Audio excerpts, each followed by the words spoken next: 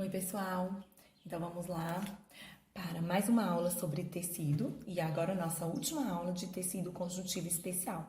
Então nós vamos falar hoje do tecido conjuntivo especial sanguíneo, tá? Então olhem só, a gente tem aqui um líquido, né? E o nosso único tecido conjuntivo líquido, tá?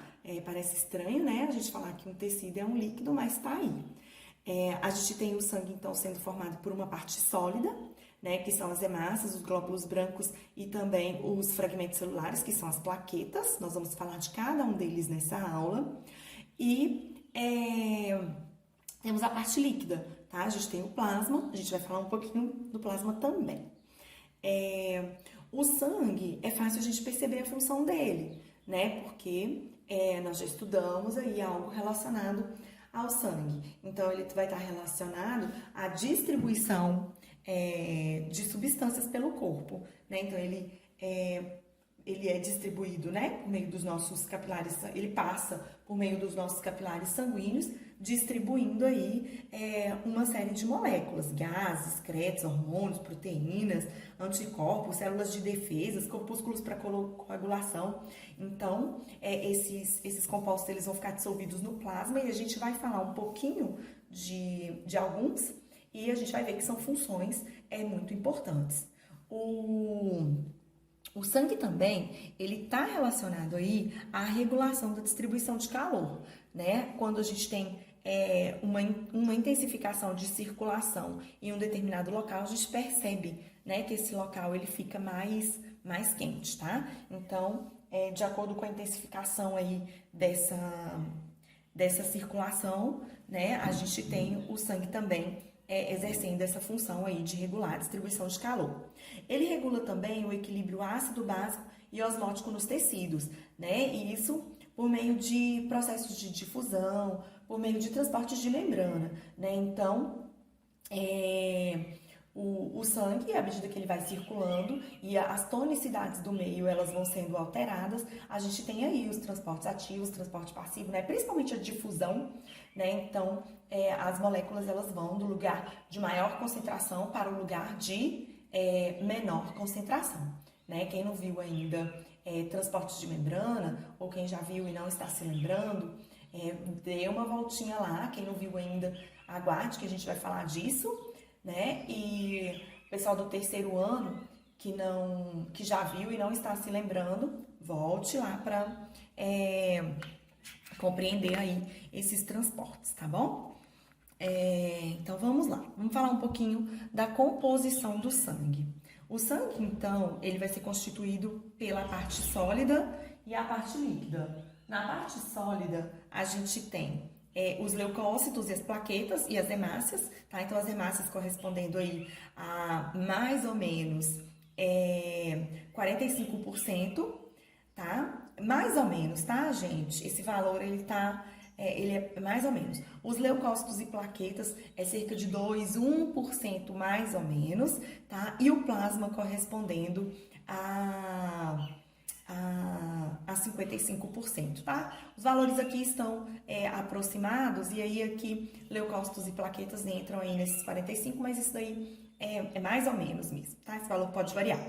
E agora, nós vamos falar, então, das partes, tá? A gente vai falar primeiro da parte líquida. Então, vamos lá, ó. Nós vamos falar do plasma, tá?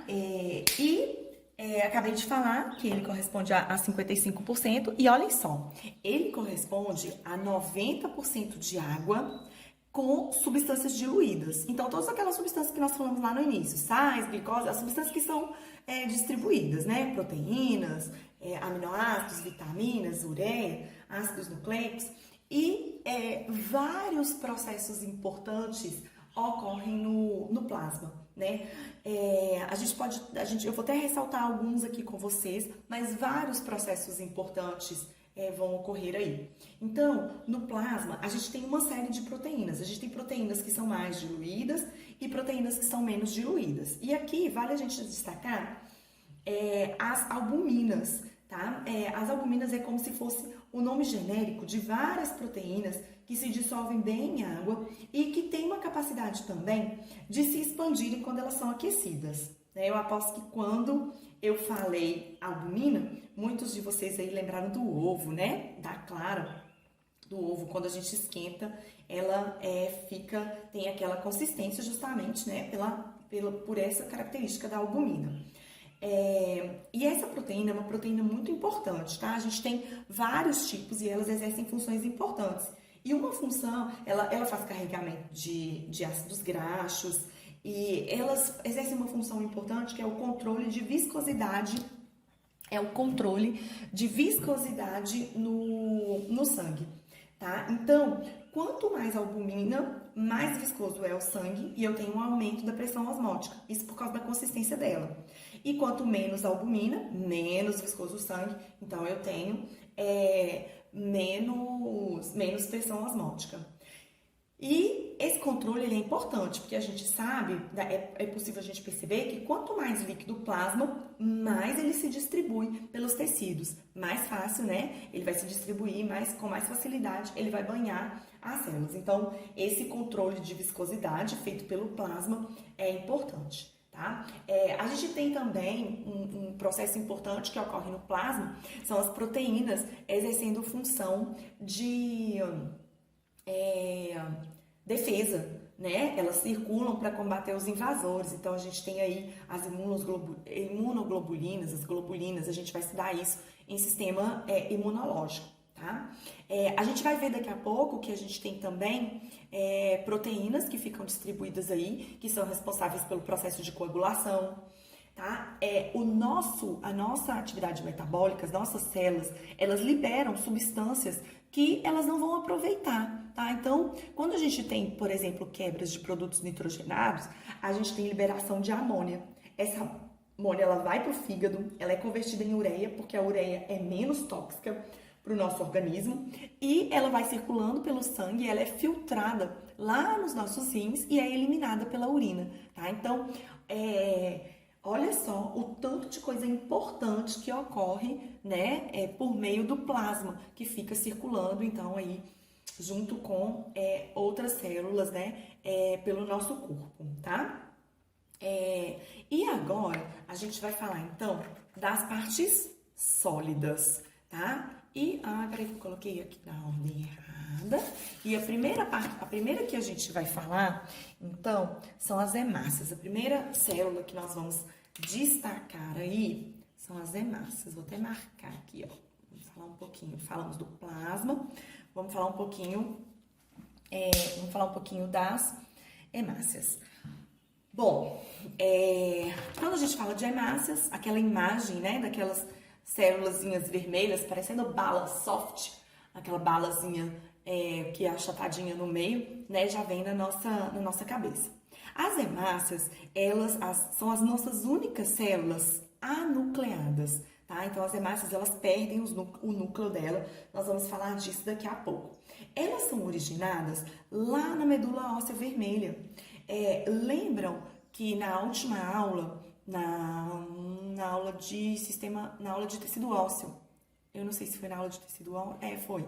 Na aula de tecido ósseo eu mostrei pra vocês lá no osso, na parte do osso esponjoso, que a gente tem a medula óssea vermelha, né? Então, e a gente tem também em outros lugares, né? No baço, no timo, nos linfonodos, né? A gente tem a fabricação das nossas hemácias. Então, o que acontece? As hemácias, para a formação das hemácias, a gente tem lá na medula óssea vermelha, célulazinhas jovens, essas células são nucleadas, que são chamadas de eritroblasto. E aí, o que acontece? O eritroblasto, eles expelem o núcleo, tá? Então, olha só, vamos colocar aqui, ó. Eles perdem o núcleo. Eles perdem o núcleo e formam, então, o eritrócito, as hemácias. As hemácias podem ser chamadas de eritrócito, podem ser chamadas de hemácias e de glóbulos vermelhos, tá bom? Então, são formados os eritrócitos, tá? Que, então, uma célula anucleada. As hemácias, elas têm no interior delas moléculas de hemoglobina, tá? Então, deem uma olhadinha aí nessa imagem. A gente tem, então, a hemoglobina sendo formada por 4 cadeias proteicas, né? Então, ela pode ser classificada como estrutura quaternária, né? Ela tem a estrutura quaternária, ó, 4 cadeias de proteínas entrelaçadas, tá? Sendo que 2 são chamadas de cadeia alfa, 2 são chamadas de cadeia beta, tá? Então, elas têm uma organização um pouquinho diferenciada. E nessas cadeias a gente tem o grupo M, olha aí, ó. O grupo M, que é então átomo de ferro, e esse grupo ele vai ser importante para a captura do oxigênio, tá? A gente vai detalhar um pouquinho mais disso lá no sistema circulatório também, nós já falamos um pouquinho disso no sistema respiratório, para o 3º ano, né? Primeira série ainda vai aprofundar nisso mais um pouquinho depois, tá? Então, elas perdem o núcleo, essas células, as hemácias, mas elas vão dar lugar à hemoglobina. Então, a gente não pode esquecer que as hemácias, elas têm a hemoglobina, e essa hemoglobina, esse grupo M, ele vai funcionar como se fosse um ímã, tá? Ele atrai, então, o oxigênio, né? E é por isso que a gente fala que as hemácias, elas são responsáveis por carregamento, pela distribuição do oxigênio pelo organismo, tá? Então, por meio desse grupinho, elas exercem essa função, elas que fazem esse carregamento. Agora, vamos falar dos glóbulos brancos, né, que são chamados aí também de leucócitos. Os glóbulos brancos são células esféricas, células nucleadas com núcleos bem marcantes. A gente identifica os diferentes tipos de glóbulos brancos por meio dos núcleos, tá? Então, olhem aí essa imagem, tá? Eles podem ser divididos em granulócitos e agranulócitos, tá? Então, vocês podem observar aí que os granulócitos, eles têm quando eles são corados, essas proteínas globulosinhas aí, ó, elas se coram, tá? Então, por isso que eles são classificados como granulócitos, e a gente tem os agranulócitos, vamos falar um pouquinho deles daqui a pouquinho, tá? E os glóbulos brancos, eles formam um verdadeiro... Os glóbulos brancos, eles formam um verdadeiro exército de defesa no organismo, tá bom? Então, vamos falar um pouquinho desses glóbulos. Olha isso, vamos classificar um pouquinho aí desses glóbulos. A gente tem, então, olha só, a gente tem, então, os granulócitos, tá? E nos granulócitos, então, nós temos, olhem só, a gente tem um glóbulo branco que é chamado, então, de basófilo. Chamado, então, de basófilo. E esse núcleo, esse leucócito, ele tem o núcleo irregular, tá? Então, bem marcante, mas ele tem o núcleozinho irregular, tá? Ele está relacionado a processos, ele age em processos inflamatórios, tá? Processos de respostas alérgicas também. Ele libera uma substância chamada heparina, que é um anticoagulante, e a histamina, que é um vasodilatador. Vasodilatador por quê? Ele promove a dilatação nas células que formam os capilares sanguíneos para que elas se dilatem e as células consigam sair para exercer a defesa. E anticoagulante também para facilitar. O sangue fica mais líquido e facilita então essa saída das células para fazerem essa defesa, tá? Então, ele tem um núcleo, tá? Então, ó, vamos aproveitar esse númerozinho aqui. Um núcleo, e esse núcleo é irregular. Depois, a gente tem uma outra célula, que é um outro glóbulo branco, que é o eosinófilo. O eosinófilo, ó, vamos colocar como número 2, ele tem o núcleo bilobado. Olha aqui, ó. Pra gente lembrar, fica fácil de lembrar quando a gente organiza assim. E ele é chamado, então,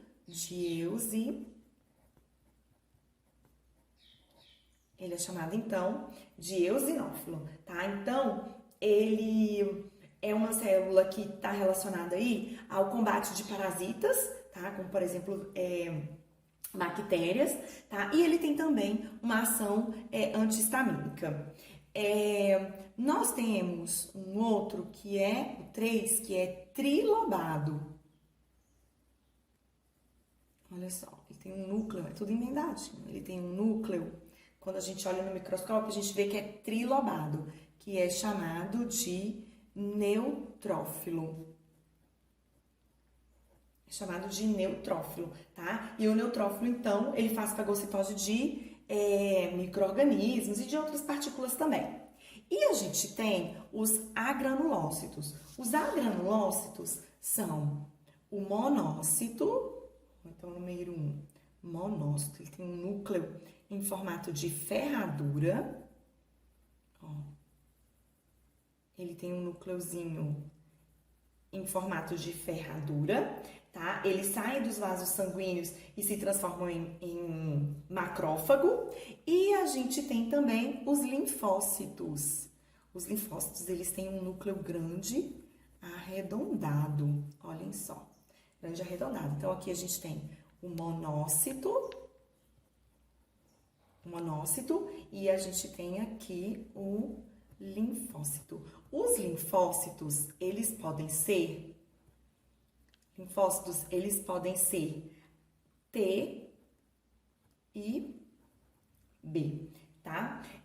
O linfócito B, ele é responsável pela produção de anticorpos. O linfócito T, nós temos dois tipos de linfócito T. O CD4, que vai estimular o linfócito B a produzir anticorpos, e o CD8 são células, então, que vão atacar e destruir células anormais do nosso organismo, como, por exemplo, células cancerosas e células também que estão infectadas por vírus, por exemplo, tá bom? Células que estão anormais no nosso organismo. Bom, a gente vai estudar essas células mais detalhadas, a função delas no sistema imunológico, tá?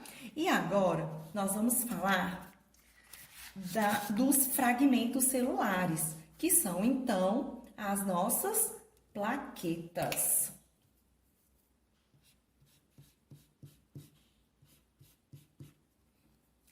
Bom, as plaquetas, elas são fragmentos celulares originados na medula óssea vermelha a partir de uma célulazinha chamada de megacariócito. Então, medula óssea vermelha, olhem bem, mais uma vez falando dela, né? Nós vimos que ela vai ter essa função de formar as células do sangue. Então, o que acontece? Ela forma uma célula, ela origina uma célulazinha chamada de megacariócito. Essa célulazinha, ela vai promovendo, ela vai formando, olha só, como se fossem uns tentáculos mesmo, tá? Ela vai formando essas reentrâncias aqui, ó, nos capilares sanguíneos, tá? E essas reentrâncias, elas vão se fragmentando, olha só, vai liberando os pedacinhos. E esses pedacinhos são justamente as plaquetas, tá? Olhem aí essa outra imagem aí do livro, olha só, mostrando então, né, lá na medula óssea vermelha, essa célula, ela vai formando esses tentáculos, essas projeções, ela vai projetando esse pedaço do citoplasma dela para dentro dos capilares, essas projeções, elas vão se fragmentando, tá? E vão originando, então, as plaquetas, tá? O principal papel das plaquetas é no processo de coagulação, tá? As plaquetas, elas precisam estar equilibradas no nosso organismo para favorecer, né, esse processo quando necessário. Por quê? Por que elas precisam estar em equilíbrio? Porque quando eu tenho muita plaqueta, a gente pode ter uma coagulação excessiva. Se eu tenho uma coagulação excessiva, eu tenho formação, né, desses coágulos, que a gente chama de trombos. Esqueci de falar que as plaquetas, elas podem ser chamadas também de trombócitos, tá? Então, quando a gente tem muita plaqueta, a gente tem essa formação de trombos, e quando a gente tem essa formação, elas podem entupir os capilares sanguíneos. E dependendo da região que ocorre isso não vai ser muito legal, tá? E quando eu tenho uma baixa de plaqueta, a gente tem uma dificuldade na coagulação. Aí a gente pode ter muito extravasamento de sangue se houver um corte, tá? E aí a gente chama então de trombopenia, quando a gente tem uma baixa de plaquetas no organismo. E vamos lá, vamos entender um pouquinho aqui como é que ocorre o processo de coagulação. Então vamos lá, vamos entender isso daqui comigo. Então eu tenho aqui um capilar sanguíneo, tá? E houve uma ruptura nesse capilar sanguíneo. E aí o que acontece? Quando ocorre essa ruptura, as plaquetas rapidinho, elas se acumulam nesse local onde houve o rompimento. E quando elas se acumulam, quando elas se unem ali, elas começam a liberar, olha só, plaquetas agregadas, a gente tem a liberação de tromboplastina. A tromboplastina, junto com os íons cálcio, o que ela faz? Vamos parar aqui um pouquinho.